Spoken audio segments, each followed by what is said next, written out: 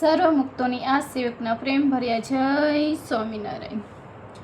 સ્વામિનારાયણ હરિ સંવત 1870 કોષવદી દ્વાદશની દિવસે સ્વામી શ્રી સેજાનંદ મહારાજ શ્રી ગઢડા મધ્યે દાદા ખાચરના દરબારમાં શ્રી વાસુદેવ નારાયણના મંદિર આગળ લીમડાના ઝાડ તરે ઢોલિયા ઉપર ઉગમની મુખારવિંદે બિરાજમાન હતા અને સર્વશ્વેત વસ્ત્ર ધારણ કર્યા હતા અને પોતાના મુખારવિંદની આગળ મુનિ તથા દેશ દેશના હરિભક્તની સભા ભરાઈને બેઠી હતી.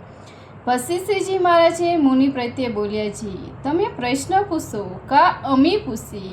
ત્યારે મુનિએ કહ્યું, હે મહારાજ તમે પૂછો.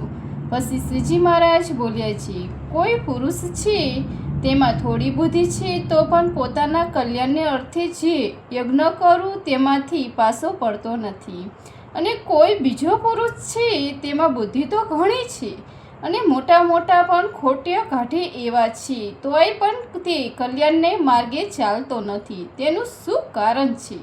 ત્યારે મુનિએ ઉત્તર કરવા માંડ્યો, પણ શ્રીજી મહારાજે આશંકા કરી તે ઉત્તર ન થયો.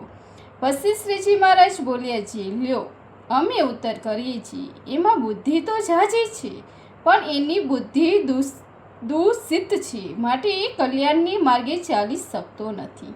જેમ સુંદર ભેંસનું દૂધ હોય તેમાં સાકર ધોરી હોય, તેમાં સપની લાર પડી એટલે એ સાકરની દૂધ હતું તે ઝેર થયું, પછી તેને જે પીવે તેના પ્રાણ જાય.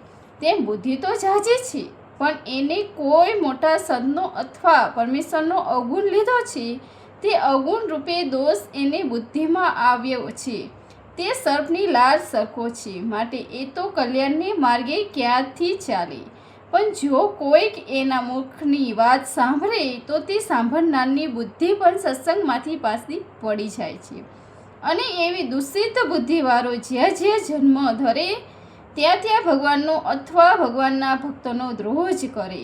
અને જેની બુદ્ધિ એવી રીતે દૂષિત ન હોય ને તે જો થોડી જ હોય તો પણ તે પોતાના કલ્યાણને અર્થે યજ્ઞ કરતો થકો પાછો પડતો નથી. ત્યારે મુક્તાનંદ સ્વામીએ પૂછ્યું, હે મહારાજ, એ કોઈ દિવસ ભગવાનના સમ્મુખ જાય કે ન થાય? ત્યારે શ્રીજી મહારાજ કહ્યું છે, એ તો કોઈ કાર્ય ભગવાન સમ્મુખ થાય જ નહીં.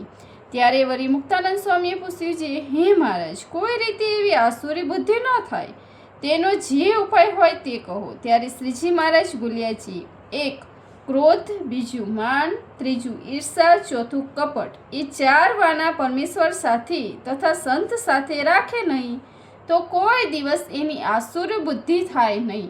અને એ 4 વાના મહેલું એકે જો રાખે તો જેમ જય વિજય ઘણાએ ડાયા હતા પણ સનાકાદિક સંગાથે માને કરીને વૈકુંઠ લોકમાંથી પડી ગયા, અને આસુરી બુદ્ધિ થઈ તેને પણ આસુરી બુદ્ધિ જ થાય.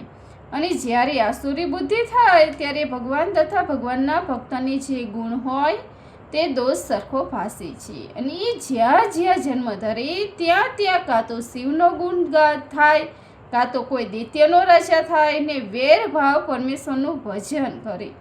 ઇતિ વૈષ્ણવ ગઢડા પ્રથમનું 35મું પૂરું થયું. સહેજાનંદ સ્વામી મહારાજની જય. Thank you. Like, share or subscribe. જય સ્વામિનારાયણ.